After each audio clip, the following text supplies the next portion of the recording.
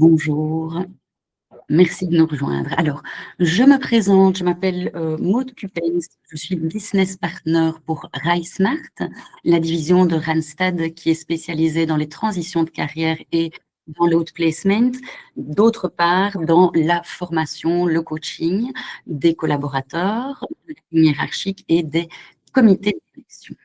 Et j'ai le plaisir de vous accompagner pour cette masterclass organisée Stade en collaboration avec le cabinet d'avocats Claes & Engels. C'est une collaboration qui remonte à plusieurs années. C'est devenu presque une tradition pour nous de vous proposer ce type d'événement. Alors, vous connaissez certainement l'expression Duralex, c'est lex. La loi est dure, mais c'est la loi. Et c'est finalement ça qui nous a motivés à réunir nos expertises pour pouvoir construire des ponts entre le cadre législatif et l'humain. Alors, quelques informations pratiques. Donc, vous allez recevoir le support d'enregistrement, vous recevez également les slides que nous allons parcourir ensemble. Si vous avez des questions, je vous invite à les poser via le chat, la petite flèche que vous retrouvez en bas à droite de votre écran. Et nous avons prévu 10 minutes de questions-réponses en fin de session. Si nous n'avons pas le temps de répondre à tout le monde, nous nous engageons à faire un suivi. Et puis, bien sûr, vous recevez nos coordonnées si des questions venaient plus tard.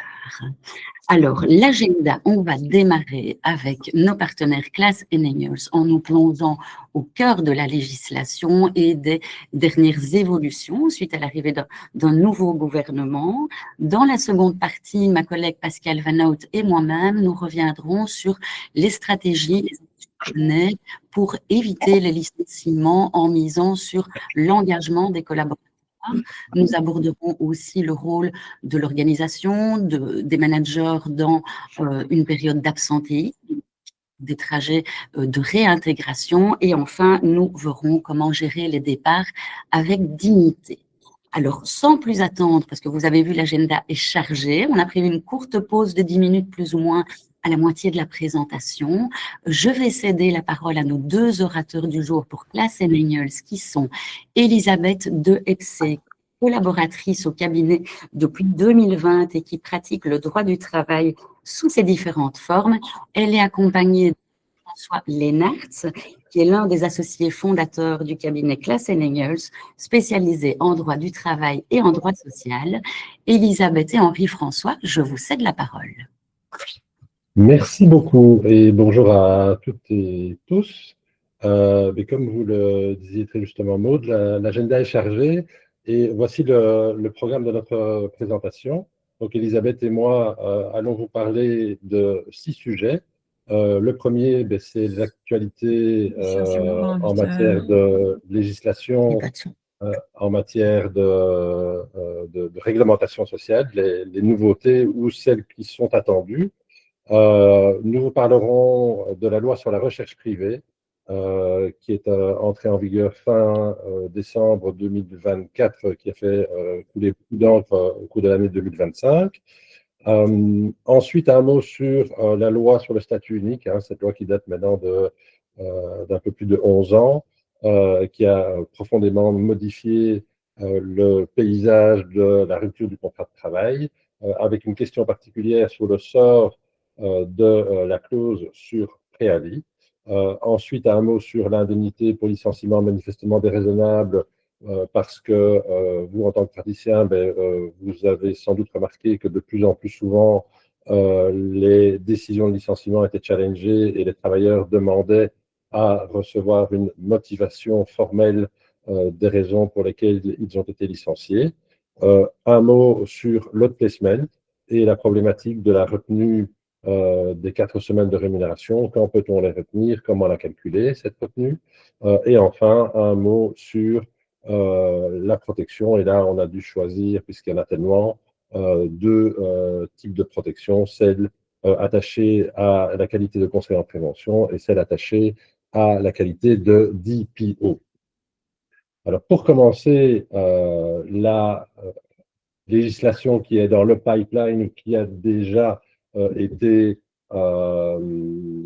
votée, avec un premier point qui est la suppression du RCC. Donc, vous vous souvenez qu'au début de l'année, le gouvernement l'avait annoncé haut et fort, il supprimerait le régime de RCC, et il a fallu attendre un arrêté royal du 5 septembre 2025 pour que tout ça soit mis en œuvre. Et donc, les différents régimes, parce qu'il y en avait plusieurs de RCC, ont tous été supprimés, à l'exception d'un seul, qui est le RCC pour raison médicale. Alors, on peut les parcourir. Hein. Vous savez que le régime général de ce RCC, qui a fêté ses 50 ans l'année dernière, hein, puisque la prépension, comme on l'appelait à l'époque, date de 1974, eh bien, elle aura vécu 51 ans et pas plus.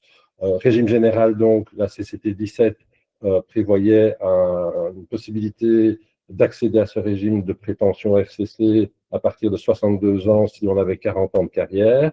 Eh bien, ce régime est supprimé depuis le 1er avril 2025. Pour les RCC longue carrière, donc conditions d'entrée 60 ans au moment de la rupture du contrat de travail et 40 ans de carrière, ben là, c'est supprimé depuis le 1er juillet 2025. Vous aviez un RCC pour les métiers lourds à 60 ans, mais avec seulement 35 ans de carrière, qui est lui supprimé depuis le 1er juillet 2025. Un RCC particulier pour les personnes qui travaillaient de nuit ou étaient dans le secteur de la construction ou mélangeaient tout cela avec un métier lourd. Là, on avait abaissé la carrière à 33 ans, mais là, c'est également supprimé depuis le 1er juillet 2025. Vous aviez les régimes de RCC qui étaient mis en œuvre dans les entreprises en restructuration ou en difficulté. Rappelez-vous, pour ceux qui ont connu cette période, il y a plus de 15 ans, on pouvait abaisser l'âge jusqu'à 52 ans. Donc, on pouvait être en prépension à partir de 52 ans. Bien, on en est bien loin, puisque ces régimes spéciaux que les entreprises en restructuration ou en difficulté pouvaient demander, bien, ont été purement et simplement supprimés aussi depuis le 1er mai 2025. Reste uniquement le RCC pour raison médicale qui est accessible à partir de 58 ans avec 35 ans de carrière et qui fait l'objet de plusieurs CCT conclus au sein du Conseil national du travail, la 173 qui existait et les récentes 177 et 178. Donc ça, c'est une des annonces de début d'année qui a été mise en œuvre par le gouvernement. Alors, on a aussi parlé du retour de la période d'essai. Bon, mais là, il n'y a toujours pas de texte légal ou de projet de loi qui confirme cette intention. La volonté était de réintroduire cette période d'essai au plus tard le 31 décembre 2025. Rappelez-vous, avant la loi de 2013, dite loi statut unique, bien, il était possible effectivement de prévoir une période d'essai dans le contrat de travail. Et pour un employé, cette période d'essai, la plupart du temps, était d'une durée de 6 mois. Ça pouvait parfois aller jusqu'à 12 mois, mais le régime général était de 6 mois. Et pendant ces 6 premiers mois, l'employeur pouvait, à l'époque, mettre fin au contrat moyennant un préavis de 7 jours. L'idée revient ici avec cette annonce, parce qu'on ne peut pas encore parler de projet, où de 0 à 6 mois d'ancienneté, le préavis serait fixé uniformément à une semaine, soit les 7 jours que l'on connaissait sous l'ancien régime. Et donc, par exemple, pour les travailleurs entre 5 et 6 mois d'ancienneté, le préavis actuellement de 5 semaines passerait à une semaine seulement. Mais on vous en dira sans doute plus la prochaine fois quand on aura une loi ou un texte, en tout cas, concret. Vous avez certainement aussi entendu parler du plafond du délai de préavis, hein, qui serait fixé à 52 semaines, à 12 mois donc de préavis. Mais là aussi, pas de texte, une annonce, mais même dans l'annonce, ce serait limité aux nouveaux contrats, aux contrats conclus à partir du 1er janvier 2026, et donc pas pour les contrats en cours. Donc il n'y aura pas d'effet rétroactif en quelque sorte de cette mesure. Et dans le régime actuel, pour arriver à 52 semaines de préavis, il faut avoir au moins 17 ans d'ancienneté. Et donc, en fait, cette mesure n'aura d'impact, si elle est adoptée, qu'à partir de 2043. Donc, ce n'est pas pour tout de suite. Autre mesure, mais là, il y a eu des dispositions prises, c'est évidemment toutes les dispositions en matière de chômage. Alors, on ne va pas toutes les énumérer ici. Les deux qui nous concernent généralement, ben, c'est une simplification de la carrière qu'il faut démontrer pour pouvoir rentrer dans un régime de chômage.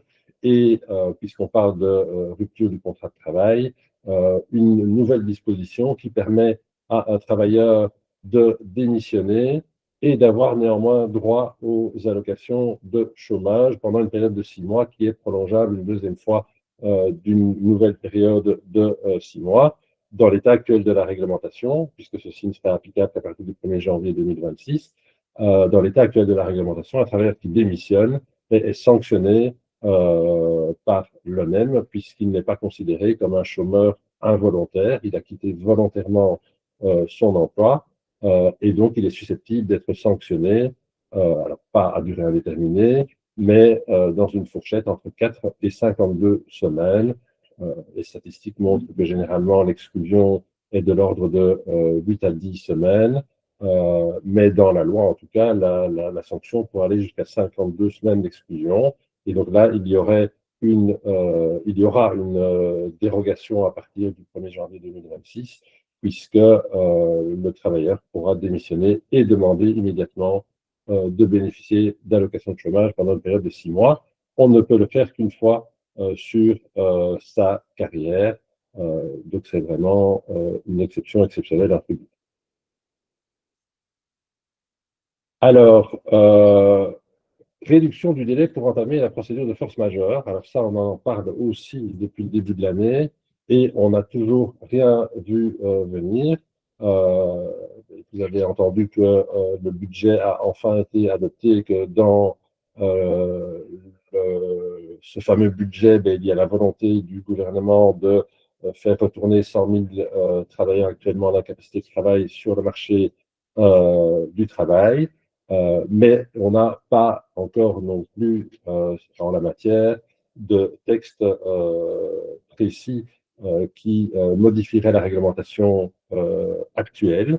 Donc, dans la réglementation actuelle, un employeur ne peut entamer un trajet pour arriver éventuellement à une force majeure qu'après 9 mois d'incapacité ininterrompue. L'idée était de réduire ce délai à 6 mois, mais encore une fois, toujours pas de texte. Et la deuxième idée était de faire en sorte que la contribution au fonds retour au travail, qui est de 1 800 €, qui doit en principe être versée uniquement dans l'hypothèse où c'est l'employeur qui constate la rupture pour force majeure, qui n'était pas due dans les cas de rupture de commun accord pour force majeure, bien là, ça changerait et elle serait due dans toutes les hypothèses de rupture du contrat de travail pour cause de force majeure. Alors, au niveau du trajet de réintégration, ben, là aussi, on attend un texte légal. On nous a annoncé des modifications, mais on n'a toujours rien. L'idée était que l'employeur pouvait lancer la procédure de réintégration dès le premier jour d'incapacité de travail, mais avec l'accord du travailleur. À partir de 8 semaines, si le travailleur n'était pas d'accord, ou en tout cas, après 8 semaines, il peut le faire sans l'accord du travailleur. L'idée aussi était qu'après 8 semaines, l'employeur pouvait demander une estimation du potentiel du travail auprès du médecin de la médecine du travail. Si l'évaluation montre un potentiel de travail, ben, il doit lancer un trajet de réintégration plus tard 6 mois après le début de la capacité de travail et avec une sanction pour l'employeur. Là, vous voyez que c'est pour les entreprises qui occupent plus de 20 travailleurs, mais dans le projet actuel, ou en tout cas dans les annonces actuelles, on parle d'entreprises qui occupent plus de 50 travailleurs. Et possibilité pour le travailleur de demander préventivement un trajet de réintégration, donc avant même d'être en incapacité de travail. Ça aussi, ce serait une nouveauté. Mais là encore, on parle d'annonce et on n'a pas de texte à vous proposer. Enfin, limitation de la protection contre le licenciement des candidats non élus représentant du personnel, ça sonne bien. On se dit, il va y avoir de gros changements. Non, pas vraiment de révolution non plus en la matière. Vous savez que les candidats aux élections sociales, qu'ils soient élus ou non élus, sont protégés contre le licenciement. C'est une belle protection contre le licenciement. Ils sont protégés jusqu'aux élections sociales suivantes. C'est le principe. Il y avait une seule exception, c'est le candidat non élu, on va faire simple, 2 fois de suite. Bien, à sa deuxième candidature, il n'était plus protégé que pour une période de 2 ans. Et la modification annoncée en début d'année, mais qui n'est toujours pas non plus reprise dans un projet, était de réduire ces 2 ans à 6 mois. Donc, ça concerne une portion très infime des travailleurs protégés, puisqu'on parle des candidats non élus 2 fois de suite, où la protection, la période de protection serait limitée à 6 mois. Voilà pour ces actualités. On attend avec impatience le texte de la loi programme qui doit mettre en œuvre le budget.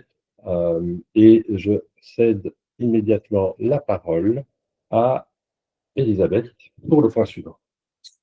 Merci Henri-François. Alors, je vais vous parler effectivement de la loi sur la recherche privée. Alors, la loi sur la recherche privée, vous en avez sûrement déjà entendu parler. C'est un sujet qui est devenu incontournable maintenant quand on aborde des questions de licenciement, parce que très souvent, cette loi, elle va devoir être respectée dans les étapes qui précèdent la décision de licenciement. Alors, cette loi, elle s'applique depuis bientôt 1 an maintenant, depuis le 16 décembre 2024. Et elle a un champ d'application qui est très large et qui est beaucoup plus large que la loi qui la précédait sur la profession de détective privé. Maintenant, il y a la différence de la loi précédente. Cette loi-ci, elle s'applique également aux enquêtes qui sont menées en interne à l'intérieur de l'entreprise, et y compris quand elles sont menées par le département des ressources humaines. Ça, j'y reviendrai plus tard dans la présentation.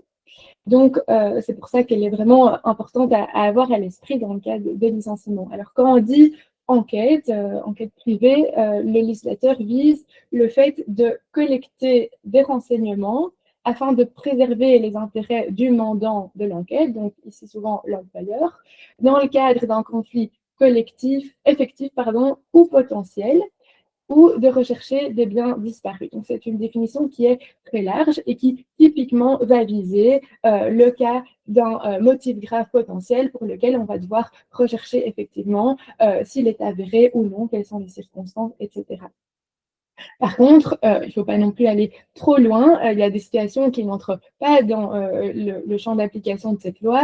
Par exemple, si vous avez un travailleur qui arrive 10 jours d'affilée en retard au travail et que vous souhaitez un peu lui remonter les bretelles et que vous le convoquez pour une audition, et bien dans ce cadre-là, ça rentre tout à fait dans l'exercice normal de l'autorité patronale et pas dans une enquête au sens de la LRP, mais la frontière entre l'application ou non de la loi n'est pas toujours claire, et surtout étant donné la nouveauté de cette loi, et la jurisprudence pourra certainement nous aider à interpréter ça plus finement au fur et à mesure.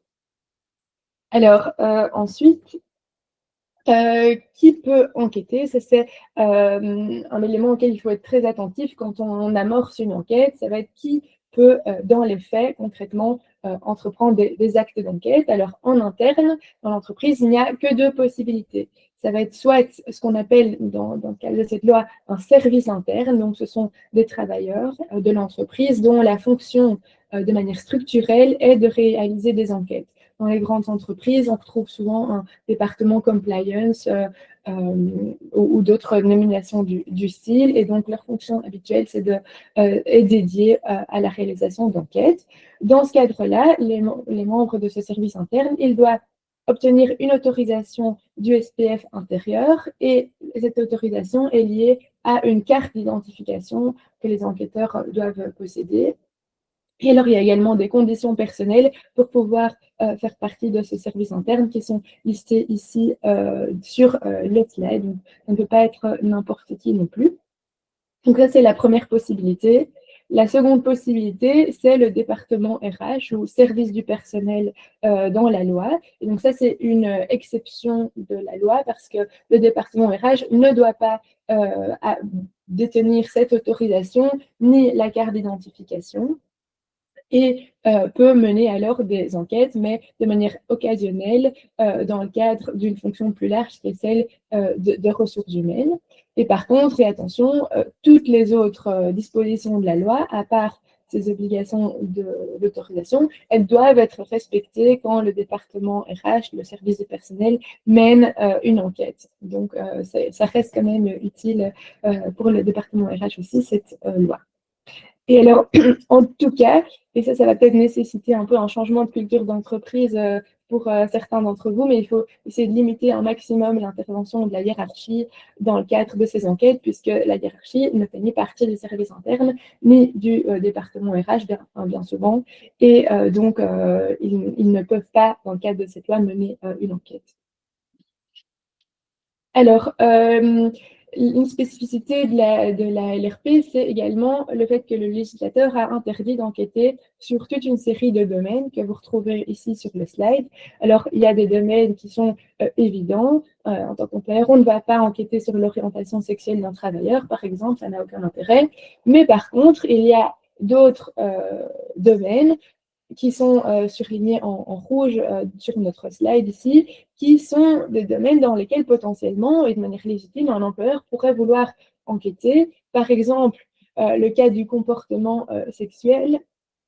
Imaginez le cas d'un fait de harcèlement sexuel au travail, et bien souvent, l'employeur va vouloir enquêter et potentiellement, ça va mener à un licenciement, voire un licenciement pour motif grave. Et donc, via l'interdiction de ce domaine d'enquête, eh bien, on se retrouve face à une difficulté pratique importante et qu'on ne sait pas encore à l'heure actuelle comment la jurisprudence, les juges vont l'interpréter, parce que effectivement, des faits de harcèlement sexuel entrent dans la notion de comportement sexuel. Alors, pour l'instant, en pratique, ce qu'on fait, c'est qu'on applique la LRP, mais sans la citer expressément, et on verra à l'avenir de quelle manière c'est interprété par les cours et tribunaux.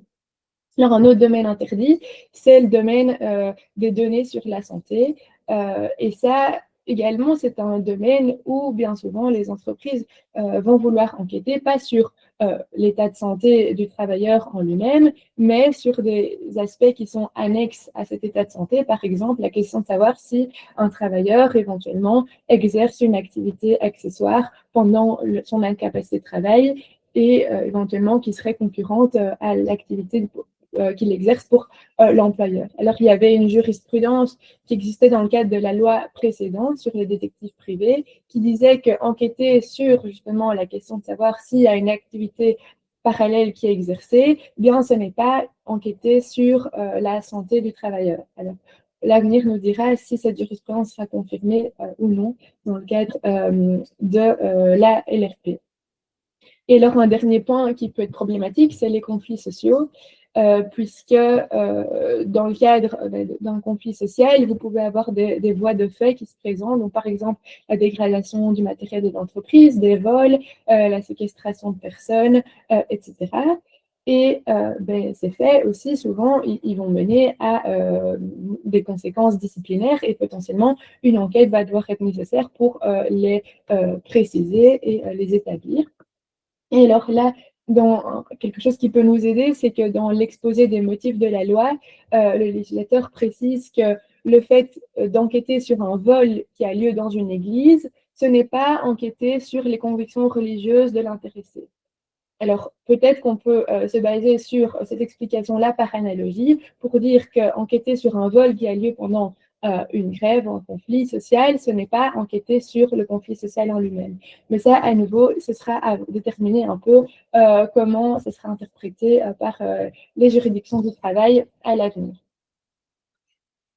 Alors, ensuite, j'en viens maintenant aux documents qu'il faut concrètement mettre en place, établir lorsque vous procédez à une enquête dans le cadre de l'ARP. Il y a d'abord un premier document qui est le règlement interne. Ça, les entreprises doivent se munir et adopter un tel règlement au plus tard le 16 décembre 2026. Donc, vous avez encore un an pour vous mettre en ordre si ce n'est pas encore le cas. Ce document, il a une visée avant tout informative. Ça va être de dire aux travailleurs qu'est-ce que c'est une enquête privée, qui peut la mener, qui est le service interne éventuellement dans l'entreprise, où, quand, etc. Sera menée l'enquête interne. Il n'y a pas de forme spécifique qui est prévue dans la loi. L'exposé des motifs de la loi nous dit que ça peut être, par exemple, dans une CCT, dans le règlement de travail ou dans une décision du CE. Alors, nous, évidemment, on vous conseillera que le règlement interne prenne la forme plutôt d'une politique interne. Pourquoi? Parce que c'est un document unilatéral, beaucoup plus flexible qu'une CCT ou le règlement de travail auxquelles sont liées des procédures assez lourdes et administratives pour les mettre en place. Alors, la question de l'information du CE ou de la délégation syndicale n'est pas prévue dans la loi, mais vous avez encore les règles générales, notamment la CCT numéro 9 qui s'applique, et donc on considère que l'établissement de ce règlement interne devra passer par l'information, la consultation auprès du CE ou, si pas, de la délégation syndicale. Et alors, attention, un point important, c'est que le fait d'avoir ce règlement interne, ça fait partie des dispositions de la loi qui sont prévues à peine de nullité. Je reviendrai plus tard sur la question des sanctions, mais donc c'est vraiment primordial d'avoir ce document en ordre d'ici le 16 décembre 2026. Alors, un second document à avoir, c'est soit un document de mission d'enquête si l'enquêteur est externe à l'entreprise, soit si l'enquêteur est interne à l'entreprise, il faut avoir un registre de mission. Il y a toute une série de mentions obligatoires qui doivent être reprises dans ce registre. Elles sont beaucoup plus light pour le registre de mission par rapport au document de mission d'enquête, mais voilà, il ne faut pas oublier ce document non plus et il faut le conserver pendant 5 ans. Document suivant, et ça c'est donc propre à l'enquête, ça va être le dossier d'enquête. Ce n'est pas un document en soi, mais plutôt le fait de rassembler en un endroit, en un dossier, l'ensemble des pièces qui sont versées dans le cadre de l'enquête. Et il faut conserver ce dossier de manière à ce que les personnes qui ne sont pas autorisées à y avoir accès ne puissent pas le consulter. Ce dossier d'enquête doit être conservé pendant 3 ans à partir de la date où le rapport final, je reviendrai aussi, est transmis au mandant.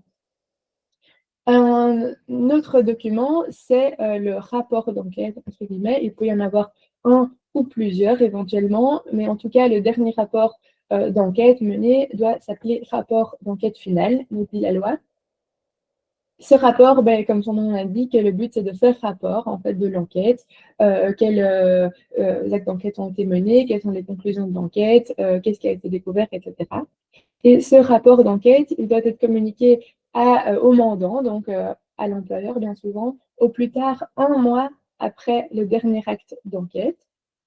Alors, quand vous vous trouvez dans une situation d'urgence, par exemple dans le cas d'un motif grave, vous pouvez faire rapport au mandant pas de manière orale, mais dans ce cas-là, il faut malgré tout que ce rapport oral soit suivi par un rapport écrit, et dans ce cas-là, dans les 8 jours qui suivent le rapport oral. Alors, attention, les règles du RGPD sont applicables à ce rapport aussi, notamment le principe de minimisation des données, comme on dit. Donc, ça veut dire que tout ce qui n'est pas nécessaire pour l'enquête ne doit pas se retrouver dans le rapport. Évidemment, ce rapport est confidentiel. Alors, la loi sur la recherche privée réglemente plusieurs actes d'enquête. Ici, on va aborder avec vous uniquement l'interview et la confrontation, puisque c'est les actes d'enquête qui vont se retrouver le plus souvent dans le cadre interne mené par les ressources humaines. Dans le cadre de ces actes d'enquête, la première étape primordiale, c'est de s'assurer du consentement de l'intéressé. Ce consentement, il doit être prouvé par écrit de manière conforme au RGPD. Et donc, en principe, ça se fait via un formulaire de consentement qu'on fait signer au travailleur et vous pouvez avoir des templates pour ça pré-remplis où il suffit de demander le consentement du travailleur. Il faut également communiquer une série d'informations à la personne que vous interviewez avant le début de l'interview. Vous trouvez toutes ces informations sur les slides, je ne vais pas les reprendre une à une. Et alors, le fait que donc l'interview doit se dérouler avec le consentement du travailleur, ça va de pair avec le fait que l'interview doit se dérouler de manière en toute liberté, si je puis dire, et donc pas avec un good cop, bad cop comme on a pu voir éventuellement par le passé, en manipulant, en faisant des fausses promesses. Évidemment, ça va de soi. Par contre, rien n'empêche de faire un interrogatoire musclé, entre guillemets, donc c'est-à-dire de confronter le travailleur avec les éléments de preuve, un peu de lui tirer des vers du nez, entre guillemets. À la fin de l'interview, il faut également dresser un rapport écrit de ce qui a été dit pendant l'interview. Et ce rapport écrit doit également contenir toute une série de mentions obligatoires. Donc, on vous conseille également de préparer un template à l'avance qu'il suffit de compléter. Ce rapport, il doit être signé par l'enquêteur et également par l'intéressé, mais seulement s'il est d'accord. Et vous allez voir, comme une des informations préalables, c'est de dire au travailleur qu'il n'est pas obligé de signer le rapport, eh bien souvent, ça peut arriver que du coup, ça mette le travailleur sur la piste de refuser de signer le rapport, mais voilà, ça fait partie des mentions obligatoires. Alors, ensuite, à la fin de l'enquête, lorsque donc, tous les documents que je viens de vous présenter ont été établis et les actes d'enquête menés, le mandant, donc l'employeur, souvent dans le cadre des entreprises, va recevoir le rapport d'enquête dont je viens de vous parler. Et sur base de ce rapport d'enquête, il va décider s'il décide de réserver une suite, sanction disciplinaire souvent, ou s'il n'y réserve aucune suite. Il doit prendre ses décisions dans les 30 jours de la réception du rapport d'enquête. Et c'est là qu'intervient l'obligation de transparence qui est introduite par la loi sur la recherche privée. Donc, soit si l'employeur décide de ne pas réserver de conséquences à ce rapport, qu'il n'en fait rien, alors il doit supprimer le rapport et il ne peut pas utiliser les informations qui s'y trouvent. C'est assez sévère, mais c'est comme ça. Soit il décide de réserver une suite, et alors dans ce cadre-là, il doit informer immédiatement l'intéressé de cela, et également les personnes qui sont identifiées dans le rapport. Et alors, à nouveau, il y a beaucoup d'informations obligatoires qui sont prévues dans cette loi, mais donc ici, à nouveau, il y a des informations obligatoires à transmettre aux travailleurs et aux personnes identifiées en matière de RGPD notamment. Et en matière de RGPD, ça va être le fait de les informer de leurs droits que leur donne le RGPD, donc le droit d'accès aux informations, le droit de les rectifier si elles sont incorrectes, le droit de supprimer les informations qui ne sont pas correctes, etc.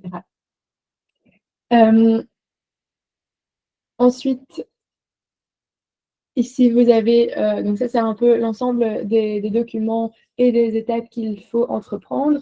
Sur ce slide-ci, ça vaut un peu en guise de conclusion et également de concrétisation dans le cadre d'un licenciement pour motif grave. Si vous avez un scénario de potentiel motif grave qui se présente, la LRP, comme j'ai dit au début, va souvent devoir être respectée dès qu'il y a une enquête, donc des recherches sur les faits qui va devoir être menée. Et alors, donc concrètement, dans ce cas-là, ce que vous devez faire, c'est tenir un registre de mission si l'enquêteur est interne à l'entreprise. Ensuite, si vous procédez à une interview du travailleur concerné, eh bien, il faut bien veiller à d'abord lui faire signer un formulaire de consentement et lui communiquer les informations requises au début de l'interview. Et puis, à la fin de l'interview, dresser un rapport de l'interview avec à nouveau toutes les mentions qui doivent y figurer et essayer que le travailleur signe ce rapport. Ensuite, à la fin, une fois que l'enquête est menée, vous avez donc un rapport d'enquête final qui va être établi par l'enquêteur, qui va rassembler toutes les informations qu'il a récoltées dans le cadre de l'enquête. Ce rapport, il doit être transmis à l'employeur au plus tard dans le mois qui suit le dernier acte d'enquête, par exemple l'audition du travailleur. Et le moment où l'employeur, le mandant, va recevoir ce rapport d'enquête finale, dans le cas d'un motif grave, ça va être ce moment-là qui est considéré comme le point de départ du délai de 3 jours ouvrables dans le cadre de la loi relative au contrat de travail, puisque avant cette date-là, le mandant n'est pas censé être au courant des mesures d'enquête qui sont menées. Alors, par rapport à l'obligation de transparence que j'ai expliquée au slide précédent, si vous avez bien informé la personne concernée de toutes les informations dont elle devait être informée pendant l'interview, alors la loi nous dit qu'il n'est pas nécessaire de transmettre toutes les informations dans un second temps. Donc, il faut dans ce cas-là avoir un entretien de clôture avec l'intéressé au moment de la fin de l'enquête et par écrit dresser toutes les informations obligatoires qui doivent être communiquées aux travailleurs dans le cadre de cette obligation de transparence et de le mettre dans un rapport écrit. Et alors dans ce cas-là, il n'est pas nécessaire de communiquer de manière séparée après le rapport d'enquête toutes les informations et les droits relatifs au RGPD. Donc ça peut être très utile et on le conseille également de le mettre dans le template d'interview puisque ça va avoir pour conséquence de pouvoir accélérer le processus et ce qui est souvent intéressant dans le cadre d'un licenciement pour motif grave. Alors, prochaine slide. Évidemment, la loi sur la recherche privée prévoit des sanctions qui sont attachées au non-respect des dispositions de la loi. Il y a plusieurs sanctions de plusieurs natures, vous les voyez sur le slide. On va aborder avec vous la sanction de nullité, qui est la sanction la plus problématique puisqu'il a une incidence sur la preuve, les preuves qui sont récoltées dans le cadre de l'enquête et donc sur évidemment les suites qui sont données à l'enquête. Donc, la loi sur la recherche privée dans son ensemble n'est pas prescrite à peine de nullité. Vous avez l'article 101 de la loi qui liste de manière exhaustive, et on a mis ces articles-là en gras et on les a explicités sur le slide. Et donc, ces articles-là, ce sont les articles qui sont prévus à peine de nullité. Donc, c'est les articles qui sont considérés comme les plus importants par le législateur et qu'il faut impérativement, même s'il faut écrire toute la loi évidemment, mais les plus importants à respecter, puisque, comme je l'ai dit, la conséquence du non-respect de ces articles, c'est la nullité des preuves qui sont obtenues dans le cadre de l'enquête. Et donc, nullité de la preuve dit le fait que dans le cadre, si vous avez une procédure en justice qui a lieu après, en raison d'une contestation, par exemple, du travailleur qui serait licencié pour motif grave, eh bien, si ces preuves sont nulles, elles seront écartées par le tribunal qui n'y aura pas égard. Et ça peut évidemment avoir des conséquences dramatiques si vous vous retrouvez sans preuve d'un licenciement pour motif grave, alors même que potentiellement les faits étaient d'une gravité extrême. Donc voilà d'où l'importance de bien respecter toutes ces dispositions dans le cadre d'une enquête.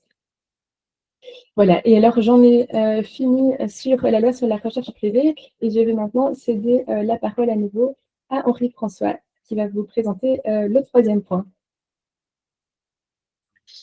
Merci Elisabeth. Le troisième sujet, donc, c'est un point particulier relatif à l'application de la loi sur le statut unique. La loi sur le statut unique qui date de fin 2013, qui révolutionne la manière de calculer les délais de préavis, que ce soit pour les employés ou les ouvriers. Et ici, une question particulière liée au sort des clauses sur préavis qui existaient au 1er janvier 2014. Alors, en 3 points. Premièrement, le contexte. Donc, sous l'empire de l'ancienne réglementation, donc avant 2014, il était possible de fixer dans le contrat de travail la durée du préavis pour les employés dits supérieurs. La question qui s'est rapidement posée après l'adoption de la loi était de savoir si ces clauses restaient valables malgré la nouvelle loi, ou si elles étaient mises court-circuitées par la nouvelle réglementation. Vous savez que la nouvelle réglementation, la réglementation de l'époque prévoyait une règle de double photo. Pour l'ancienneté acquise avant le 1er janvier 2014, il y avait un préavis à calculer sur base des anciennes règles, et pour le préavis postérieur ou la période postérieure au 1er janvier 2014, deuxième photo, on tient compte des nouvelles règles inscrites dans la loi de 1970.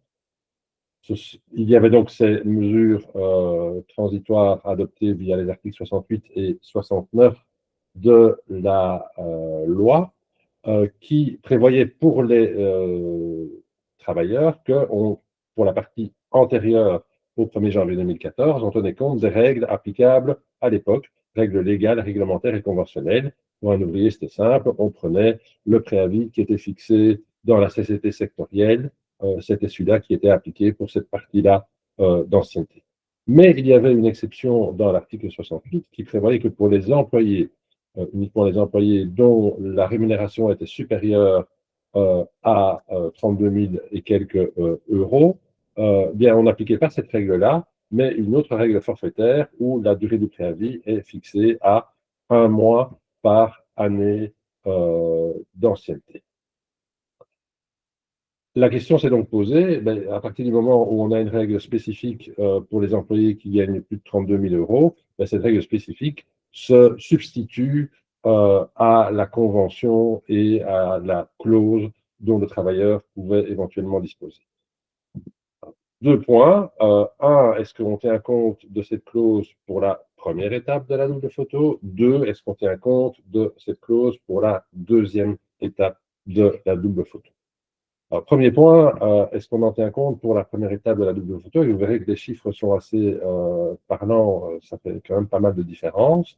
Les faits qui étaient soumis au tribunal du travail d'Alost, si je me souviens bien, et qui sont remontés jusqu'à la Cour constitutionnelle qui a rendu un arrêt sur ce point en 2018, étaient les suivants. Un travailleur entre en service en 1986 et il a une clause sur préavis qui renvoie à la formule Claes, pour ceux qui s'en souviennent, qui était plus généreuse que les préavis légaux de l'époque et plus généreuse certainement que les préavis légaux actuels.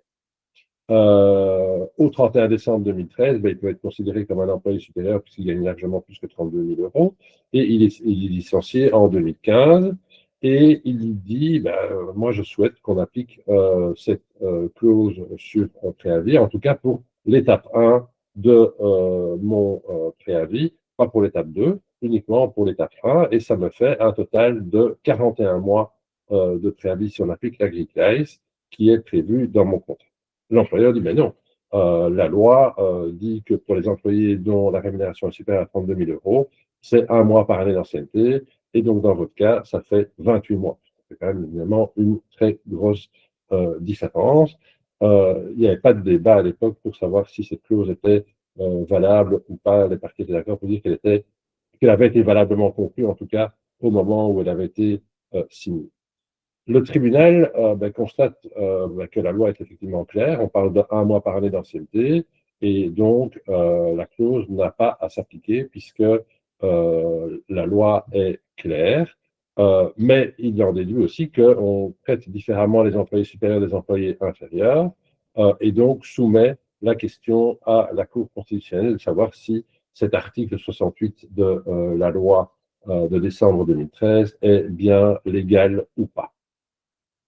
Et la Cour constitutionnelle va dire, effectivement, dans les travaux préparatoires, on a parlé des attentes légitimes du travailleur et de l'employeur, et on a aussi indiqué qu'on allait tenir compte des clauses sur préavis qui étaient valablement conclues et qui existaient au 31 décembre 2013. Mais par contre, dans la loi elle-même, on ne retrouve pas cette idée. Au contraire, la loi est très claire, c'est 1 mois par année d'ancienneté et c'est tout.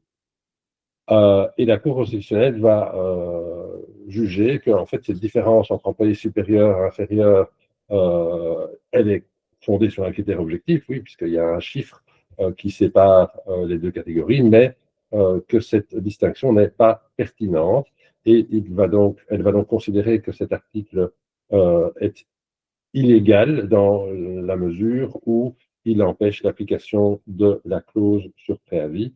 Et donc la conclusion était très clair. Pour la première étape, pour ceux qui disposaient d'une clause sur préavis avant le 31 décembre 2013, il fallait tenir compte de cette clause sur préavis. La Cour constitutionnelle ne se prononce que sur la première étape de la double photo et pas sur la seconde. Et donc, c'est posé la question, oui, mais quid de la seconde étape? Est-ce que on tient compte ou pas de cette clause sur préavis datant d'avant le 1er janvier 2014 pour le calcul de la deuxième partie du préavis? Et là, la loi est aussi assez claire puisque l'article 69, qui s'applique donc à cette deuxième photo, renvoie aux règles légales et réglementaires applicables après le 1er janvier 2014, mais pas aux règles conventionnelles. Or, la clause est forcément une règle conventionnelle. Et donc, les auteurs concluaient assez logiquement que la clause sur préavis, si elle s'applique pour l'étape 1, en tout cas, elle ne s'applique pas pour l'étape 2 en fonction du texte de l'article 69. Alors, la Cour du travail de Bruxelles a jugé en sens inverse. Il y a de la jurisprudence différente, mais dans un arrêt relativement récent, puisqu'il date de fin 2024, l'hypothèse était celle d'un travailleur qui, dans son contrat, donc il est entré en service en octobre 2006, et dans son contrat, il était prévu qu'en cas de licenciement, il aurait d'office droit à une indemnité ou un préavis équivalent à 15 mois, et qu'on allait rajouter 1 mois par année complète d'ancienneté. Et son contrat prend fin en décembre 2020 et l'employeur prend en considération une indemnité de 15 mois sans plus.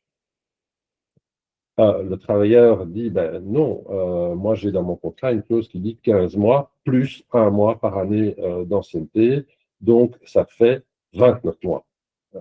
C'est pas la même chose. Si cette clause n'avait pas existé, en application des principes légaux photo 1, photo 2, le préavis aurait été de 8 mois et 21 semaines. L'employeur, lui, a fait la part en deux en disant, mais moi je prends 15 mois parce que c'est ce que j'estime être dû, mais sans vraiment expliquer pourquoi il prend 15 mois. Le travailleur assigné en justice et réclame donc 14 mois supplémentaires, puisque si on applique la formule qu'il a dans son contrat, on arrive à 29 mois. Et en appel, l'employeur se défend en disant, mais non, en fait, c'est pas 15 mois, ce serait 22 mois et 21 semaines. Pourquoi? Bien, j'applique la clause pour la première étape du calcul, donc pour l'ancienneté acquise avant le 1er janvier 2014. Et là, en appliquant cette clause, ben, j'ai 15 mois de base plus 7 mois en fonction de l'ancienneté acquise de 2006 à 2013, soit 22 mois. Par contre, pour la photo 2, je n'applique plus cette clause et je prends le préavis légal. Et là, c'est 21 semaines dans le cadre de la photo 2. La Cour du travail a confirmé que pour la photo 1, ben oui, il n'y avait pas de discussion possible puisque la Cour constitutionnelle avait été très claire dans son arrêt de 2018 et donc la clause s'applique. Donc les 22 mois pour cette partie-là sont confirmés.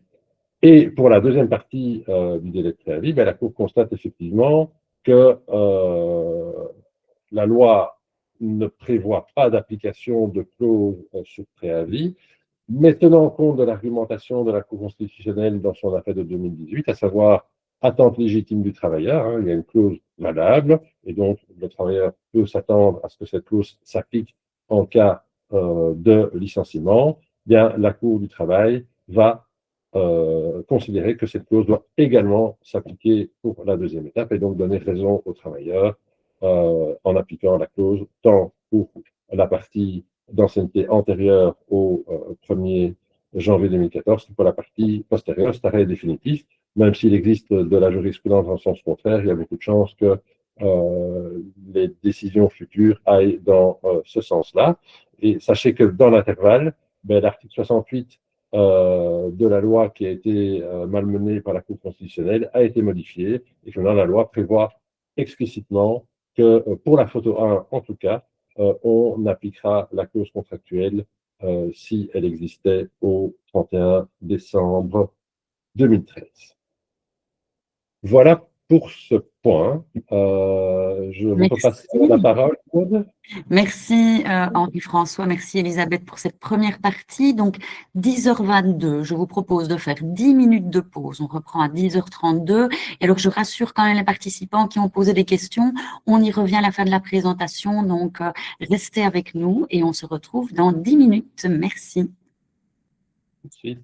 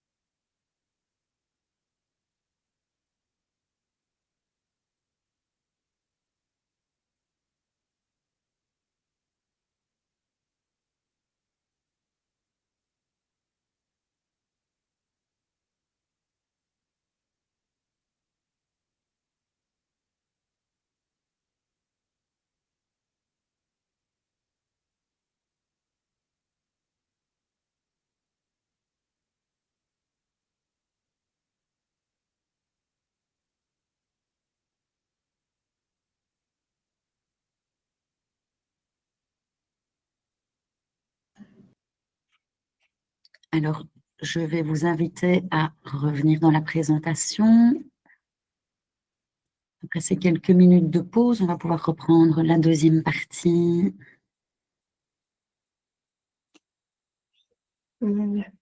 Merci, Elisabeth. Vous m'entendez bien? Oui. Alors voilà, on continue avec une autre décision de justice qui est importante à avoir en tête pour votre pratique. Vous allez voir que dans le dossier que je vais vous présenter, l'employeur a été condamné à payer 2 indemnités pour licenciement manifestement déraisonnable. Alors, brièvement, les faits, il s'agissait d'un licenciement qui avait été notifié avec un préavis à prester de 3 mois et 21 semaines. Et au moment du licenciement, le travailleur avait demandé à l'employeur de connaître les motifs de son licenciement, dans le cadre de la CCT 109, par analogie plutôt, et l'employeur n'y avait pas répondu. Et quelques mois plus tard, entre-temps, le travailleur se met en incapacité de travail, ce qui a pour conséquence de suspendre l'exécution du contrat et donc le cours du préavis. Et l'employeur, comme ça arrive bien souvent dans ce genre de situation, décide donc de couper court et de convertir le préavis en une indemnité, un licenciement avec effet immédiat et le paiement du solde du préavis non presté. Et donc, le contrat prend fin le 31 mars 2021. Là, à nouveau, le travailleur réitère sa demande de connaître les motifs du licenciement. Et cette fois-ci, l'employeur y répond en expliquant que c'est lié à l'impact que le Covid a eu à ce moment-là sur le marché, les activités de l'entreprise. Alors, le travailleur a porté l'affaire en justice et a contesté son licenciement. Il y a eu d'abord une première instance, et puis ensuite un appel qui a été interjeté par l'employeur. Et la Cour du travail de Bruxelles va majoritairement confirmer le jugement qui avait été rendu en première instance. Et alors, que décide la Cour? Ce qui est important à retenir ici de cet arrêt, c'est que la Cour va considérer qu'il y a eu 2 actes de licenciement ici. Le premier qui est la notification du préavis à prester, et le second qui est le congé avec effet immédiat quelques mois plus tard. Et donc, qui dit 2 actes de licenciement, dit, selon la Cour, 2 fois le fait que la CCT 109, par analogie, mais ça j'y reviendrai parce qu'on se trouve ici dans le secteur public, eh bien, trouve à s'appliquer. Et donc, une fois que ce constat est posé, elle va appliquer à ces 2 actes de licenciement les principes de la CCT 109, eh bien, la Cour va analyser pour chacun des 2 actes de licenciement chronologiquement le motif du licenciement. Et alors, je vous passe les détails factuels, ce n'est pas très important pour la pratique, mais donc, le résultat est que la Cour a considéré ici que dans les 2 cas, tant au moment de la notification du préavis qu'au moment de la conversion du préavis en congé immédiat, les motifs du licenciement n'étaient pas légitimes au sens de la CCT 109 et l'employeur a donc été condamné à 4 semaines, d'une part 4 semaines de rémunération sur 17, puisque vous savez que dans le cas de la CCT 109, il y a le juge a un pouvoir d'appréciation du montant de l'indemnité entre 3 et 17 semaines de rémunération. Et pour le second acte de licenciement, l'a condamné à 12 semaines de rémunération. Donc on a l'impression un peu que symboliquement, la Cour n'a pas voulu dépasser le plafond total de 17 semaines, mais l'idée est là, et que donc il y a 2 actes de licenciement avec 2 fois la possibilité que la CCT 109 s'applique. Alors, ça donc, c'était pour le sujet numéro 4. Le sujet numéro 5, c'est la problématique de l'outplacement. Comment interpréter la possibilité qui est donnée à l'employeur de retenir 4 semaines de rémunération de l'indemnité compensatoire de préavis. Alors, vous voyez un petit rappel des règles sur le slide ici. Cette possibilité de déduction de 4 semaines de rémunération, elle est offerte en cas de licenciement avec effet immédiat moyennant le paiement de l'indemnité compensatoire de préavis pour les travailleurs qui sont licenciés avec une indemnité d'au moins 30 semaines de rémunération. Alors pour ces travailleurs-là, l'employeur doit offrir un programme d'outplacement d'une valeur qui varie entre 1 800 à 5 500 € en fonction de leur revenu annuel. Et donc ça, c'est les plafonds, mais évidemment, il y a moyen d'offrir également des programmes de placement plus généreux, extra-légaux, qui vont au-delà de ces plafonds. Et Maud ne me contredira pas, je pense. Alors, la législation prévoit que dans ce cadre-là, donc pour les indemnités de au moins 30 semaines, l'employeur peut déduire 4 semaines de rémunération, et la loi nous dit donc que l'indemnité sur laquelle 4 semaines sont imputées pour la valeur du reclassement professionnel. Alors, cette formulation, elle peut parfois poser question, et il y a deux positions qu'on pourrait éventuellement adopter. C'est la première de dire, voilà, on va déduire 4 semaines du préavis. Par exemple, si le licenciement peut s'effectuer moyennant un préavis de 36 semaines, eh bien, on fait moins 4 et il n'y a plus que 32 semaines et on calcule l'indemnité compensatoire de préavis sur base de ces 32 semaines. C'est la première position. Et la seconde, ce serait de dire qu'on calcule l'indemnité compensatoire de préavis totale de 36 semaines, par exemple, et on va réduire cette indemnité de 4 semaines. Est-ce que c'est de 4 semaines de salaire de base, de rémunération complète? Est-ce que c'est plafonné à la valeur de l'outplacement ou pas? Ces questions se sont posées dans le cadre d'une décision de justice. Il y a eu d'abord un jugement qui avait été rendu à Rousselard, où le juge avait considéré qu'il fallait d'abord adopter la seconde position, en fait, calculer l'indemnité compensatoire de préavis complète, et puis déduire, là, d'après le juge, 4 semaines de rémunération de base, et pas full package. Alors, ce jugement, il a été réformé en appel, donc la Cour du travail de Gand, division de Bruges, a considéré que le juge de première instance s'était trompé et qu'il fallait calculer, il fallait adopter en fait la première position, donc c'est-à-dire enlever 4 semaines de rémunération du délai de préavis, arriver par exemple de 36 à 32, et calculer l'indemnité compensatoire de préavis sur base de ce nombre de semaines réduit. Et donc, ça revient à dire que bien, c'est 4 semaines de rémunération full package que l'employeur peut déduire s'il le souhaite de l'indemnité compensatoire de préavis. Voilà, il y a plus de détails sur les slides, mais l'essence du message de la Cour, c'est celui-là. Alors, ensuite, le point numéro 6, le dernier point, c'est la question de savoir si le conseiller en prévention est protégé contre le licenciement lorsqu'il n'a soit pas été désigné en respect de la procédure légale ou quand il n'a pas encore été désigné formellement. Et une autre question annexe à celle-ci, c'est de savoir si le délégué à la protection des données, Data Protection Officer en anglais, s'il bénéficie d'une protection de manière semblable à celle du conseiller en prévention.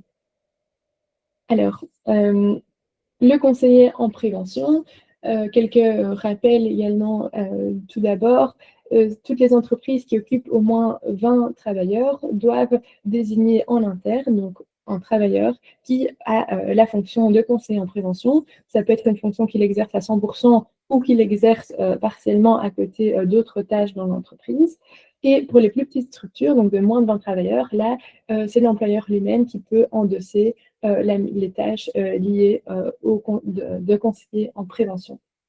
Le conseiller en prévention, c'est donc une figure de l'entreprise qui va assister l'employeur dans tout ce qui concerne le bien-être au travail, donc le respect de la législation, mais également prodiguer des conseils et des avis. Et pour désigner un conseiller en prévention, la loi prévoit une procédure particulière que je ne vais pas expliquer en détail parce que ce n'est pas l'objet de notre webinaire, mais qui consiste principalement à recueillir l'accord préalable du CPPT ou des travailleurs s'il n'y a pas de CPPT. Alors, donc, le statut de conseiller en prévention a également la particularité de lui conférer une protection légale contre le licenciement. Et donc, ça permet en fait, la volonté du législateur, c'est de protéger le conseiller en prévention pour qu'il puisse exercer ses missions de manière tout à fait indépendante, même si ça dérange l'employeur, qu'il fasse des constatations ou des préconisations qui ne vont pas dans le sens de l'employeur en matière de bien-être au travail. Cette protection, elle prend la forme d'une procédure préalable à suivre auprès du CPPT. On vous présente sur le slide ici le contenu de cette procédure à suivre, mais à nouveau, ce n'est pas l'objet de notre webinaire, mais elle est assez contraignante et elle doit impérativement être suivie sous peine de sanctions qui sont prévues par la loi et donc qui consiste en une indemnité à verser au conseiller en prévention qui dépend également de son ancienneté dans la fonction de conseiller en prévention. Alors, toute la question, c'est de savoir si, qui se pose ici dans le cadre de notre présentation, c'est est-ce que cette protection légale et l'indemnité qui va avec en cas de non-respect de la protection, est-ce qu'elle joue aussi lorsque le conseiller en prévention n'a pas été désigné conformément à la procédure préalable, donc quand on n'a pas correctement demandé l'accord du CPPT ou des travailleurs, ou bien dans la situation où le conseiller en prévention est engagé, il exerce de facto déjà ses missions et la désignation a lieu la semaine prochaine. Et dans l'intervalle, on le licencierait pour une raison X ou Y. Alors, la question s'est posée en justice déjà à plusieurs reprises, mais ici, ça a été confirmé par la Cour de cassation dans un arrêt du 18 novembre 2024. Et la réponse est oui, le conseiller en prévention est déjà protégé dès le moment où il exerce dans les faits les missions liées à sa fonction de conseiller en prévention, et ce, indépendamment de la question de sa désignation. Et donc, les sanctions, les indemnités qui sont attachées sont également dues en cas de licenciement sans respecter la procédure légale. Et alors vient maintenant le tout dernier sujet, c'est quid en ce qui concerne le Data Protection Officer, le délégué à la protection des données. Donc cette figure, elle s'inscrit dans le cadre de la législation du RGPD, donc la protection des données. Et il y a toute une série de cas dans lesquels les entreprises sont obligées de désigner un Data Protection Officer. Ici, ça peut être soit quelqu'un en interne à l'entreprise, soit un prestataire externe. Et vous retrouverez sur le slide, au besoin, donc ces cas de figure, mais je ne vais pas les détailler ici dans notre présentation. Et de la même manière que pour le conseiller en prévention, le Data Protection Officer, il doit pouvoir exercer ses missions qui sont donc liées ici au RGPD et pas au bien-être au travail, mais de manière tout à fait indépendante. Il y a plusieurs règles qui sont prévues dans la loi pour conserver et sauvegarder cette indépendance, et notamment le fait que le DPO ne peut pas être licencié ni sanctionné disciplinairement pour l'exercice de ses fonctions. Par contre, contrairement au conseiller en prévention, il n'y a pas de sanction ni de procédure particulière qui est prévue ni par le RGPD ni par la loi belge pour mettre fin au contrat de travail du DPO. Et donc, la question s'est posée à nouveau en justice. Il y a eu, dans une entreprise, la situation est survenue qu'un DPO a été licencié. Ce DPO exerçait en parallèle d'autres fonctions qui n'étaient pas liées à sa fonction de DPO, et l'employeur invoquait donc que le licenciement était lié à des motifs étrangers à cette fonction à ses missions de DPO. Le travailleur n'était pas du même avis et a réclamé, sur base de cette protection entre guillemets qui est prévue donc dans la loi, il a réclamé une indemnité de protection équivalente à 3 mois de rémunération et une indemnité pour licenciement manifestement déraisonnable équivalent à 17 semaines de rémunération.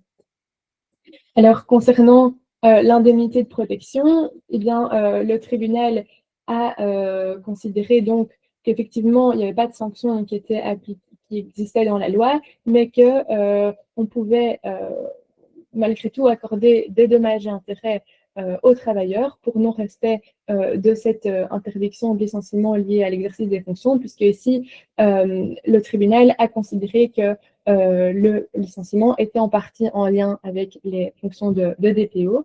Et donc, le tribunal a condamné l'employeur à payer 3 mois de rémunération qui ont été évalués en équité à titre de dommages et intérêts pour non-respect de la loi. Et alors, dernièrement, en ce qui concerne l'indemnité pour licenciement manifestement déraisonnable, c'est ici qu'on se trouvait dans le secteur public et donc la CCT 109 ne s'appliquait pas et a été appliquée par analogie par le tribunal. À ce moment-là, la nouvelle loi du 13 mars 2024 sur la motivation du licenciement, qui maintenant est en fait un pendant de la CCT 109 dans le secteur public, elle n'était pas encore entrée en vigueur au moment des faits.